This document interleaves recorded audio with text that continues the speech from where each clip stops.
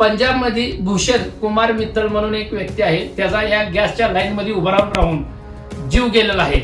दुसरं, आपल्याच देशातील उत्तर प्रदेश राज्य आहे. उत्तर प्रदेश राज्यामध्ये सध्या मुख्तार अन्सारी म्हणून ही वडीलधारी मंडळ आहे, त्यांचा सध्या मृत्यू या गॅसच्या ह्याच्यामध्ये लाईन मध्ये थांबून त्यांचा मृत्यू झाला आहे. आणि तिसरा आहे ती महाराष्ट्र राज्य. या महाराष्ट्र राज्यामध्ये सुद्धा शंकर फायाजी शिरसाट या व्यक्तीचा सध्या मृत्यू झालेला आहे गॅस लाईन मध्ये नम्रामध्ये थांबून तास. तर पुन्हा उत्तर प्रदेश मधील आणखी एक व्यक्ती वीरेंद्र सिंह म्हणून नावाचा आहे, त्याचा नुकताच 2 दिवसाच्या मागे मृत्यू झालेला आहे गॅसच्या लाईन मध्ये तास थांबून.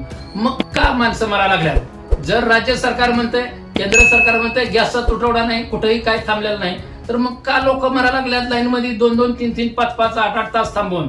याचं उत्तर खरं तर केंद्र सरकारने द्यायला पाहिजे, याचं उत्तर गृहमंत्र्यांनी द्यायला पाहिजे. राज्याच्या गृहमंत्र्यांनी सुद्धा याचं उत्तर द्यायचं. महाराष्ट्रातल्या एका व्यक्तीचा का मृत्यू झाला गॅसच्या लाईन मध्ये तास थांबून?